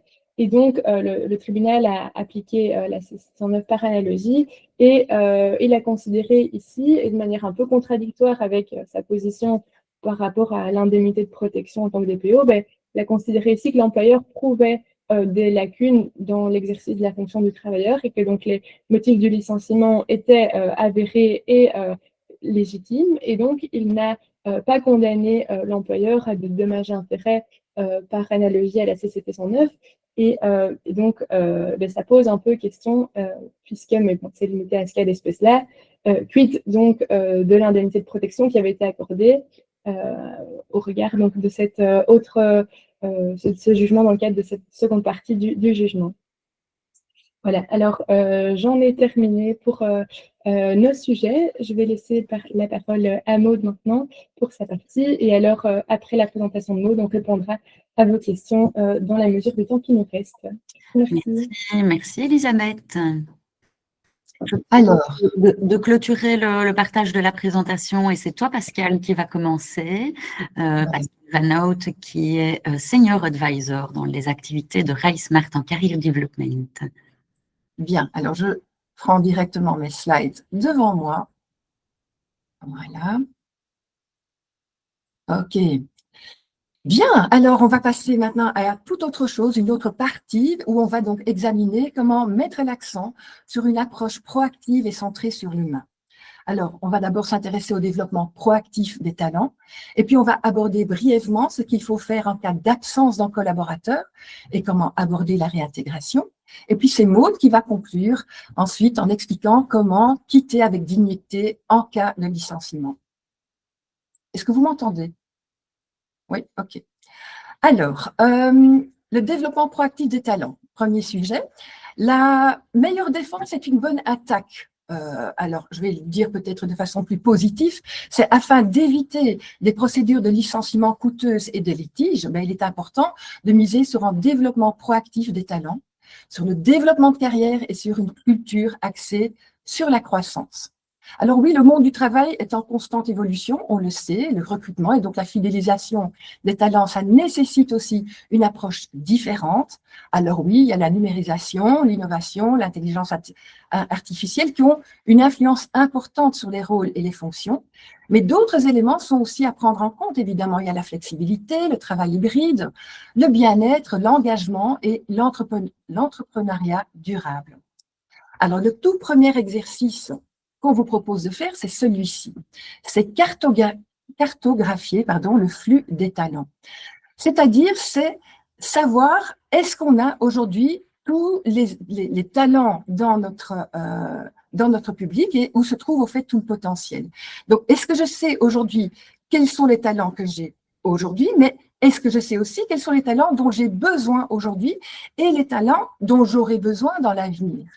Et donc ça, c'est toute la réflexion sur l'agilité de l'entreprise, mais aussi l'agilité quand on parle des départements, parce qu'il y a peut-être des départements qui ont moins cette tendance à être agiles et flexibles à ce niveau-là. Et donc, sur la base de ce flux, pour votre entreprise, c'est important de se poser la question, mais quels sont en fait les défis aujourd'hui et où se trouvent en fait les possibilités, les opportunités? Évidemment, il y aura de l'outflow, ça c'est sûr, mais donc c'est important d'attirer en effet les bons profils. Et donc, les questions que vous pourriez vous poser, c'est où se trouve en effet la zone de confort, où se trouve la zone de danger dans mon entreprise. Donc, est-ce que je dispose des talents adéquats pour garantir l'avenir de mon entreprise? Est-ce que 2, je réussis à attirer les nouveaux talents qui sont adéquats? 3, la croissance interne, est-ce que c'est vraiment une vision d'entreprise qui est partagée et qui est vécue par tous les membres de l'organisation? 4, est-ce que je jette un regard critique sur mon propre impact Est-ce que moi, en tant que ressource humaine, est-ce que je suis présent à la table stratégique et est-ce que j'ai un impact sur les décideurs en matière de gestion des talents et de mise en place d'une culture politique de croissance durable dans ce domaine? Parce qu'en effet, si vous voulez une culture de développement des talents axée sur la croissance, c'est fondamental d'assurer l'employabilité durable donc des collaborateurs. Alors, passons au slide suivant, qui est le slide sur lequel on se base souvent, c'est-à-dire le slide de Blessing and White, et dans lequel vous avez en effet l'axe qui est l'axe vertical, pardon, l'axe horizontal, pardon, et qui montre en effet le collaborateur qui reçoit des objectifs à atteindre et où en effet ils vont contribuer à atteindre les objectifs, les résultats pour l'entreprise. Les personnes qui ne sont que dans ce focus-là et qui ne se posent pas la question si c'est bon pour eux, le risque c'est qu'en ce moment, ils vont être épuisés, ils vont plus pouvoir assumer en fait leur rôle et le risque c'est le connu, bore ou le burn-out. Par contre, les personnes qui ne vont que, et là on voit donc l'axe vertical, se préoccuper de leurs besoins, de leurs talents et qui ne se préoccupent pas trop s'ils participent aux résultats de l'entreprise, il est évident que vous n'allez pas les garder. Donc le but, c'est en effet de pouvoir trouver ce moment où en effet les deux axes peuvent se croiser et où en effet vous allez avoir des personnes qui non seulement veulent en effet tout faire pour atteindre les objectifs de l'entreprise, mais qui en même temps se posent les bonnes questions sur est-ce que cela me donne de l'énergie? Est-ce que je peux me déployer? Est-ce que cela contribue? Bien. Alors, pour cela, c'est important que le manager du collaborateur puisse aller au-delà de ce qu'il voit. Alors oui, il voit que les objectifs ont été atteints, que les résultats sont tenus, que le comportement est OK, mais est-ce qu'il prend le temps est-ce qu'il prend le temps pour avoir ces entretiens de carrière avec les collaborateurs, où il se pose la question comment la personne se sent? Est-ce qu'elle est encore motivée? Quels sont ses besoins? Quelles sont ses valeurs? Et tout ça, ça demande évidemment, oui, une certaine audace de vouloir entrer en dialogue avec son collaborateur. Alors, miser sur les compétences professionnelles. Eh bien oui. Est-ce qu'aujourd'hui, vous avez envie que vos collaborateurs évoluent et qu'ils prennent leur carrière en main dans le cadre donc de la mobilité interne? Eh bien, c'est fondamental alors de miser sur ces fameuses compétences professionnelles. Et donc de se poser la question, est-ce que mon collaborateur, est-ce qu'il sait qui il est? Qui est-ce que je suis? Est-ce que je sais ce que je veux? Est-ce que je sais ce que je sais faire? Est-ce que je sais ce que j'aime faire? Donc, c'est d'abord, est-ce que le collaborateur arrive à bien cibler? Pour ensuite, est-ce qu'il ose en effet aller regarder en dehors de là où il se trouve maintenant dans son rôle, dans sa tâche, voilà, et de regarder autour de soi quelles sont les opportunités? Est-ce qu'ensuite il est proactif? Est-ce qu'en effet il prend vraiment les choses en main? Est-ce qu'il ose parler autour de lui pour agir et vraiment être acteur de sa vie professionnelle? Donc tout cela est donc fondamental, mais est-ce que pour cela l'entreprise est prête à investir? Donc si je résume ici les 3 ingrédients qui sont donc importants pour cette fameuse culture du développement des talents, c'est d'abord, est-ce que la politique en matière de développement des talents, est-ce que c'est un processus qui a été écrit? Est-ce qu'il est connu par tous et à tous les niveaux au fait de l'organisation? De 2, est-ce que le collaborateur et le manager, est-ce qu'ils ont ces entretiens de carrière? Est-ce qu'il y a la réflexion auprès du collaborateur? Et est-ce qu'il y a ce fameux growth mindset du manager qui est prêt à peut-être voir partir son collaborateur, mais justement pour faire croître non seulement le collaborateur, mais aussi l'entreprise? 3e question, est-ce que les cadres supérieurs aujourd'hui, est-ce qu'ils examinent les carrières de leurs collaborateurs dans toute l'organisation avec un état d'esprit qui est plus axé sur la croissance? Et donc, est-ce que les RH sont aussi présents? Est-ce qu'ils ont du budget? Et est-ce qu'eux aussi montrent l'exemple? Est-ce que le top montre également l'exemple? Voilà pour ce slide-là. Et on arrive en effet à la réintégration. La réintégration, en effet, le collaborateur s'est présenté malade. Quelles sont maintenant les responsabilités cruciales même d'un manager? Alors, le premier, c'est axé évidemment sur le collaborateur. Le but, c'est de sentir que le collaborateur sent encore le lien avec l'entreprise. Est-ce que vous êtes capable, en effet, de prendre contacte directement en tant que manager pour exprimer son inquiétude par rapport à l'état du collaborateur, lui faire savoir qu'au fait, son bien-être est vraiment une priorité. Le lien, c'est fondamental parce que qu'est-ce que pense le collaborateur quand il sort, quand il est en absence maladie et qui pourrait être une maladie de longue durée? C'est « Oh mon Dieu, mes tâches, mes responsabilités, qui va les reprendre? Mon équipe », et il y aurait peut-être beaucoup de culpabilité. Il pourrait y avoir beaucoup de projections aussi sur l'entreprise du fait qu'il est tombé malade. Donc, il y a beaucoup d'émotions. Et pourtant, pour vous, c'est important de prendre en effet ce contact direct.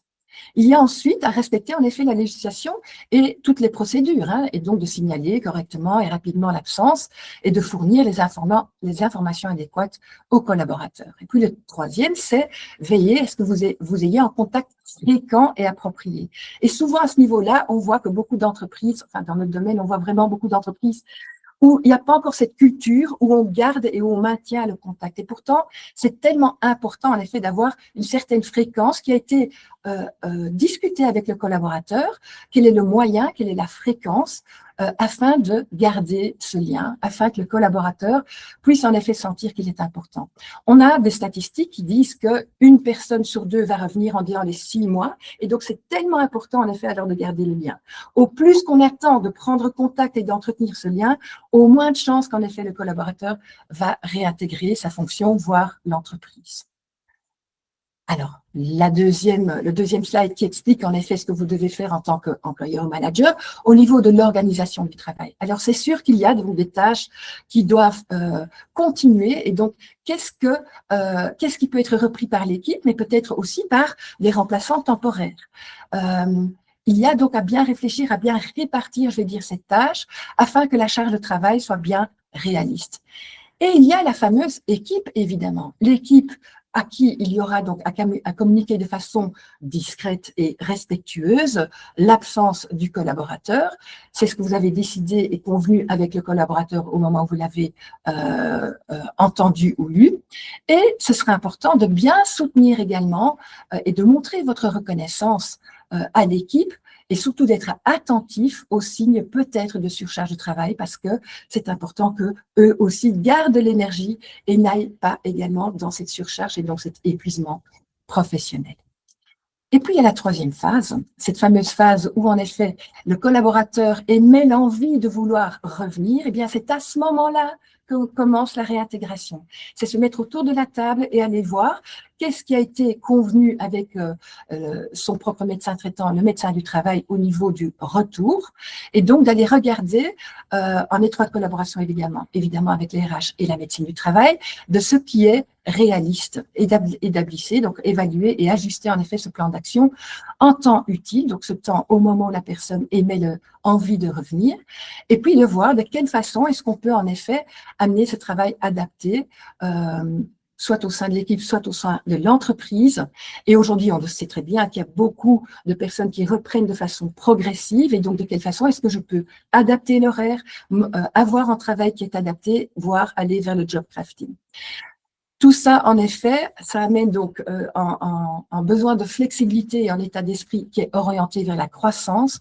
Et le but, en effet, c'est de pouvoir faire preuve, en effet, de toute cette flexibilité pour que ce retour au travail se passe au mieux. Voilà. Je laisse la parole maintenant à Maude qui va nous parler de comment mener un entretien de licenciement de façon correcte et digne. À toi, Maude. Merci Pascal. Et donc, oui, si malgré toutes les dispositions préalables, vous prenez à un moment donné la décision de vous séparer d'un collaborateur, c'est important de le faire dignement et de le faire de manière professionnelle. Et je te propose, Pascal, de démarrer peut-être sur le slide suivant par cette réflexion. Les gens oublieront ce que vous avez fait ou ce que vous avez dit, mais ils n'oublieront pas ce que vous leur avez fait ressentir. Et c'est finalement, je trouve, l'état d'esprit dans lequel il convient d'approcher ce moment qu'est l'entretien de licenciement. Alors, si je devais encore vous convaincre de l'importance de mener cet entretien de manière bienveillante et professionnelle, je vous donnerai aujourd'hui 3 raisons. La première raison, c'est le collaborateur lui-même, puisque dans nos trajets d'accompagnement, on le voit, les personnes qui ne peuvent pas comprendre les raisons de leur licenciement ou qui se sont senties humiliées, non respectées lors de ce moment-là, vous connaissez cette fameuse courbe de deuil, on voit qu'elle reste beaucoup plus longtemps bloquée au départ et donc que la résilience met un peu plus de temps à venir, elles vont beaucoup ressasser sur cet entretien. Donc c'est super important pour le collaborateur lui-même.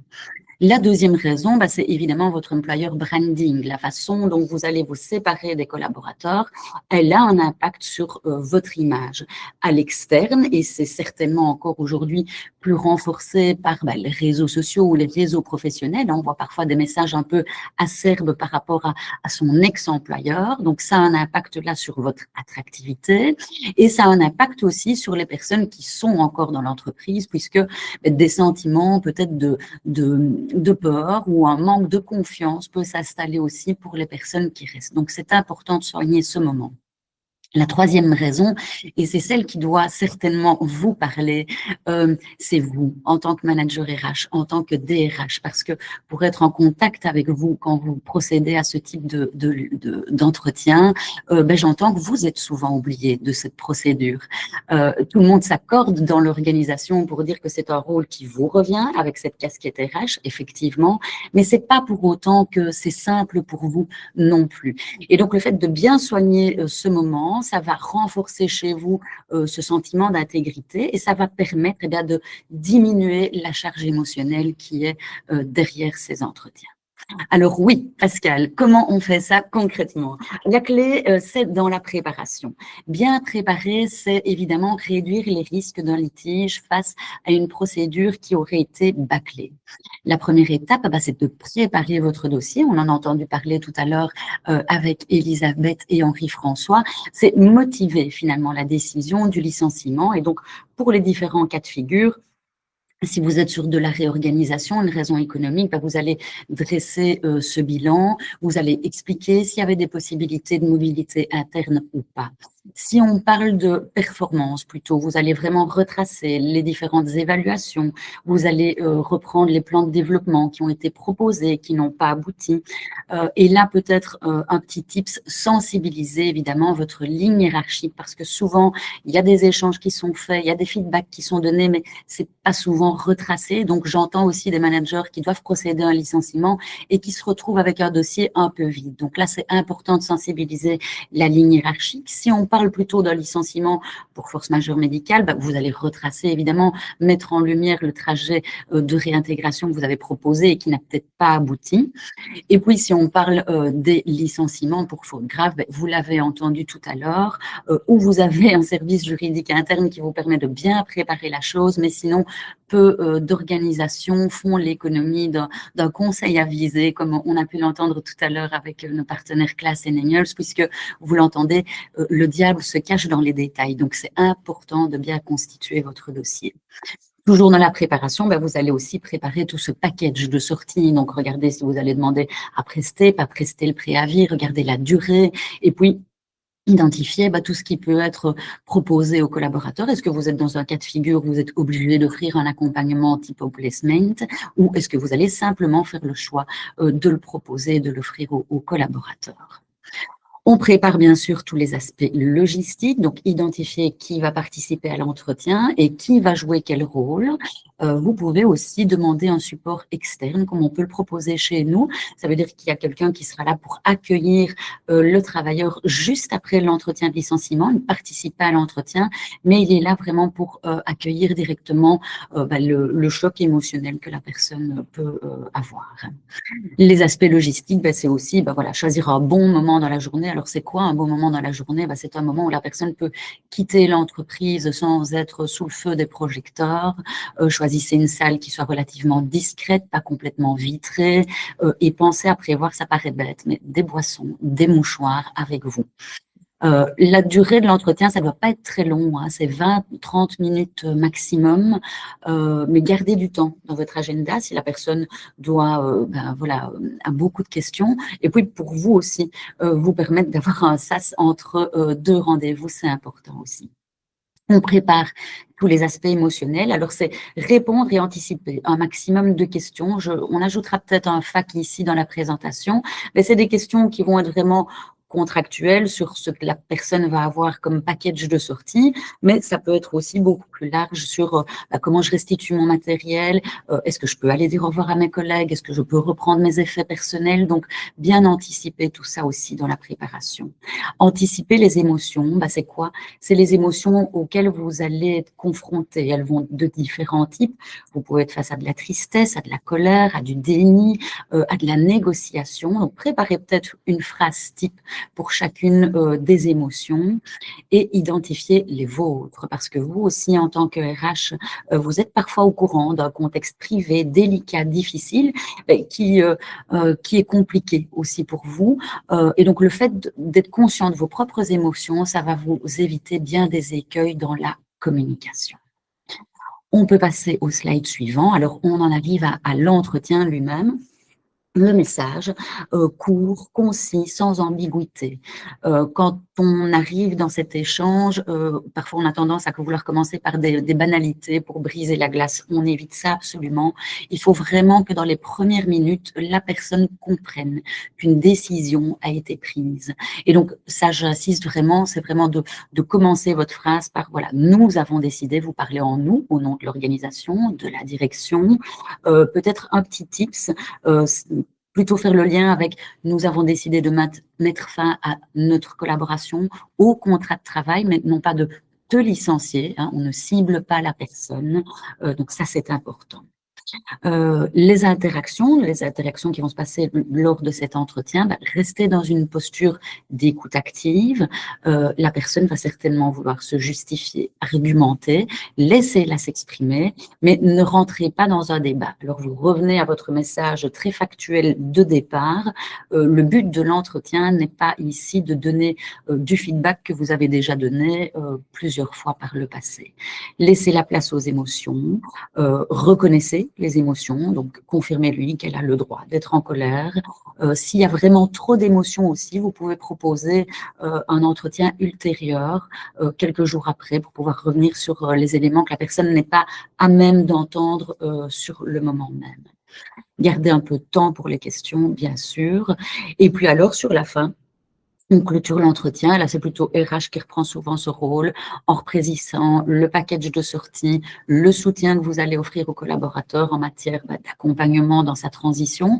Mais ça peut être aussi le rassurer sur le fait que vous êtes disposé à donner, par exemple, des références. Demandez de quoi la personne a besoin, n'hésitez pas non plus. Est-ce qu'elle souhaite faire un message? Est-ce qu'elle souhaite aller, effectivement, comme je le disais, récupérer des effets personnels? Et donc, accordez-vous sur les next steps pour l'entretien. Après l'entretien, par rapport aux collaborateurs, bien consigner tout ce que vous vous êtes dit pendant l'entretien dans un rapport, consigner les accords et respecter bien sûr les délais dans lesquels vous vous êtes engagé à fournir, par exemple, le C4, la notification, bien suivre le cadre légal, l'offre d'outplacement, assurer le suivi des questions auxquelles vous n'avez peut-être pas pu répondre en amont, c'est important. Pour les collègues, pour le business, évidemment, parce qu'il y a aussi les personnes qui restent dans l'entreprise. Très rapidement, vous prévenez personnellement et directement l'équipe, les collègues de la personne qui est licenciée. De la même manière, un message assez factuel et pas dénigrant pour la personne qui quitte l'entreprise. Veillez à les rassurer aussi sur les étapes de suivi. Est-ce que la personne va être remplacée? Comment est-ce que vous allez répartir les tâches dans l'équipe? Il convient évidemment d'envoyer un message aux personnes de l'organisation et aussi de ne pas oublier les parties prenantes externes, des fournisseurs avec qui la personne était en collaboration. En suivant ces différentes étapes, voilà, normalement, vous allez pouvoir mener plus sereinement ces entretiens et faciliter la transition pour la personne dont vous vous séparez. Voilà, pour notre partie, on arrive tout doucement à la fin de cette présentation. Donc, vous voyez qu'on vous a laissé nos coordonnées, donc n'hésitez pas si vous avez des questions. Et je vais revenir vers Elisabeth Henri-François pour reprendre les premières questions sur le cadre légal. Alors, merci beaucoup Maud. Donc la première question, elle portait sur le sujet de la loi recherche privée. Je vais la lire pour que ce soit clair pour tout le monde. Donc, pour les rapports d'enquête, quand vous inscrivez nom et adresse de toutes les parties, pour éviter la divulgation de l'adresse privée du membre des RH, peut-on mettre l'adresse professionnelle? Car dans les cas graves, il peut être dangereux de divulguer l'adresse du RH. Alors, ce qu'on conseille et ce qui se fait habituellement, c'est de mettre donc le nom de la personne du membre RH et de mettre faisant élection de domicile à avec l'adresse de la société. Comme ça, on est tout à fait dans les clous et si des correspondants doivent être adressés, ça sera à l'adresse de l'entreprise. La deuxième question, c'était donc quid si le travailleur ne signe pas le rapport incidence sur sa validité, point d'interrogation. Donc là, on vise le rapport qui est établi à la fin de l'interview, je suppose, qui reprend donc le compte-rendu de ce qui a été dit.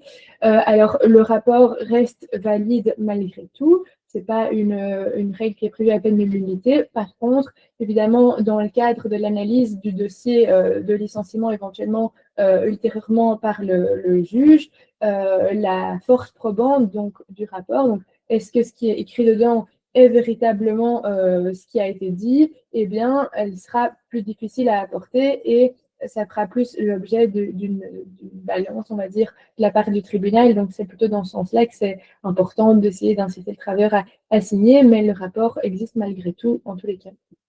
Alors, autre question, point de départ du délai de 3 jours ouvrables pour le licenciement pour motif grave. Est-ce que ce n'est pas l'entretien du travailleur qui permet d'investiguer encore davantage les faits? Il me semble avoir entendu transmission du rapport. Alors ici, c'est bien la transmission du rapport qui fait courir le point de départ, le délai de 3 jours ouvrables. Pourquoi? Parce que selon les règles de la loi recherche privée, pendant toute la durée de l'enquête, l'enquête, elle est confidentielle et c'est les enquêteurs qui l'amènent, enquêteurs qui font donc partie soit du service interne, soit du département RH. Mais donc, ce n'est pas la personne qui a les compétences pour licencier dans l'entreprise qui mène ce rapport et elle n'est pas censée être informée de la situation. Et dans la jurisprudence, habituellement, on dit il ne faut pas faire traîner une enquête, un rapport, une interview, par exemple, et ça, c'est la jurisprudence antérieure à la LRP, dans le seul but de gagner du temps pour le motif grave. Mais ici, la loi sur la recherche privée nous dit que le rapport d'enquête doit être communiqué au mandant, donc à la personne qui pourrait être compétente pour licencier souvent, au plus tard dans le mois qui suit le dernier acte d'enquête. Donc ici, c'est une barrière qui permet d'assurer qu'il y aura une célérité dans une certaine mesure de l'enquête et puis, in fine, donc, du licenciement. Donc c'est bien dès que la personne qui est compétente pour licencier a le rapport que le délai commence à courir. Alors, est-ce que l'enquête peut être sous-traitée à des partenaires externes? Si oui, existe-t-il une liste de partenaires qualifiés disponibles et où? Alors, à notre connaissance, il n'y a pas. Donc, premièrement, oui, effectivement, on peut faire appel à des prestataires, de partenaires externes. Il y a certaines sociétés, et aussi selon le type d'enquête qu'il faut mener. Est-ce que c'est une enquête informatique? Est-ce que c'est plutôt une enquête d'aller observer des faits, etc. Selon le cas, donc, on peut faire appel à l'une ou l'autre société et par exemple des détectives privés au sens strict, c'est aussi possible. Mais à ma connaissance, il n'y a pas de liste exhaustive de partenaires qu'on pourrait vous communiquer. Et alors, voilà, c'est une question pour réponse. Une question sur les clauses de délai de préavis. Pour les contrats de travail futurs, peut-on toujours prévoir des clauses de délai de préavis? Si oui, je suppose qu'elles doivent obligatoirement être plus avantageuses que la loi sur le délai de préavis. Alors oui, depuis le 1er janvier 2014, la loi interdit de fixer des préavis par convention collective. Donc les secteurs ne peuvent plus fixer des délais de préavis dérogatoires à ce qui est prévu dans la loi, ni non plus au niveau d'une société d'entreprise. Par contre, des accords individuels peuvent parfaitement être conclus pour accorder un délai de préavis différent de celui qui est dans la loi. Et oui, en effet, le préavis convenu doit être supérieur à celui qui est prévu par la loi. Il ne peut pas être inférieur, évidemment, à ce qui est prévu par la loi. Ce n'est pas dit comme tel dans la loi statut unique, mais s'il y a un article 6 dans la loi de 1978 qui rend nulles toutes les clauses qui désavantagent le travailleur par rapport aux droits que la loi lui reconnaît. Et alors, la dernière question, j'ai du mal à saisir comment deux licenciements sont possibles. Et donc ça renvoie à la décision qu'on avait présentée avec les 2 actes de licenciement, préavis, puis congé avec effet immédiat et les 2 indemnités CCT-109 qui avaient été accordées. Donc, à ce propos-là, la question est, le premier acte a définitivement rompu le contrat, non ? Avec la modalité étant au départ le préavis et ensuite l'indemnité de rupture. Alors, oui, c'est toute la question. Il y a un débat là-dessus en jurisprudence. On en discutait avec Henri François pendant la pause. On a eu une fois un dossier d'un travailleur qui avait été licencié avec un préavis à prester, préavis qui avait été extrêmement long, qui avait été prolongé par diverses causes de suspension, à tel point que le travailleur avait finalement atteint l'âge de la pension légale. Et à ce moment-là, l'employeur avait notifié un second préavis, qui était un préavis réduit, donc 26 semaines, comme le prévoit la loi à partir de l'âge de la pension. Et là, il y avait également eu une procédure judiciaire, mais par contre, la juridiction avait décidé dans ce cas-là que la deuxième préavis n'était pas valable parce qu'on ne pouvait pas rompre 2 fois le contrat. Donc, éventuellement, dans un cas où on se trouverait face aux arguments qu'on vous a présentés de ce travailleur dans le dossier-ci, on pourrait invoquer, dans le sens contraire, cette jurisprudence dans cet autre dossier-là. Mais malgré tout, ce n'est pas complètement illogique la décision qui a été rendue ici par la Cour du travail, il me semble, parce que par exemple, on peut faire l'analogie avec un préavis à prester, et puis ensuite, pendant le cours du préavis, le travailleur commet une faute grave alors qu'il doit encore respecter toutes ses obligations contractuelles pendant son préavis. Ça arrive que dans ce cas-là, l'employeur mette fin au contrat de travail avec effet immédiat pour motif grave à cause de la faute grave qui a été commise pendant le préavis. Et dans ce cas-là, ça paraît assez logique que l'employeur doive pouvoir motiver la raison pour laquelle il y a eu un motif grave. Donc voilà, c'est débattable et dans un sens comme dans l'autre, on peut invoquer des arguments puisque ce n'est pas dit clairement par la loi, mais voilà, c'est une question juridique intéressante en tout cas. Mais mieux vaut être prudent sur base de cette décision qu'on vient de vous présenter aujourd'hui. Je pense qu'on a fait le tour des questions. Ah, il y en a encore. Ah oui, une question qui vient d'arriver.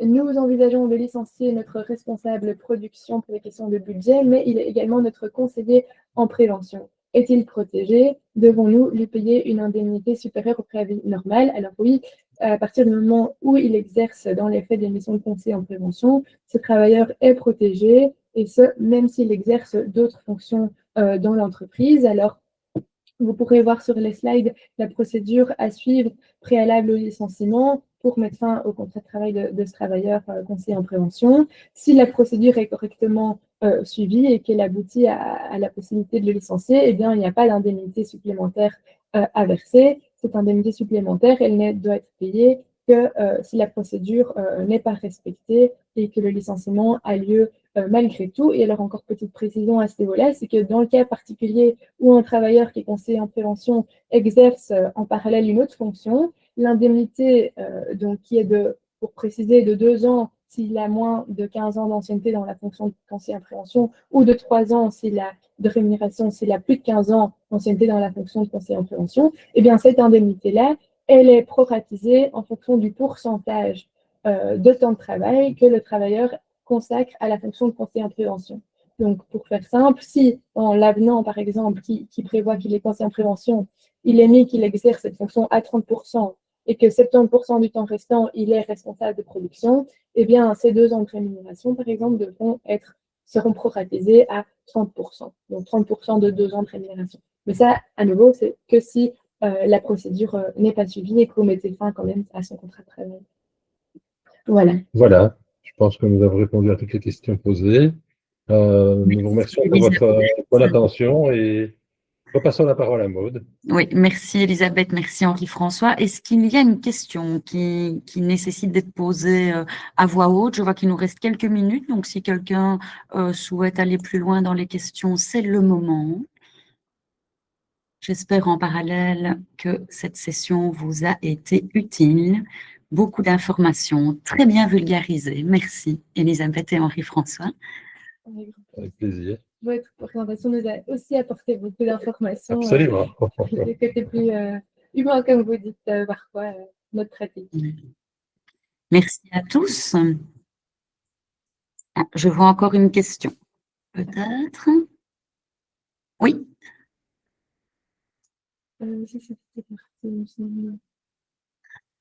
Question concernant la démission avec droit au chômage.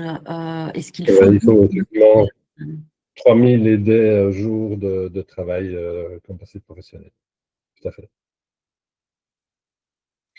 Merci à tous. Je pense qu'on arrive donc au terme de cette présentation. Merci pour votre intérêt. Nous espérons vous retrouver aussi nombreux pour nos prochaines éditions. Au nom de Randstad et de Classe Engels, eh bien, je vous souhaite de passer une excellente journée et on reste à votre disposition. Merci à tous. Merci.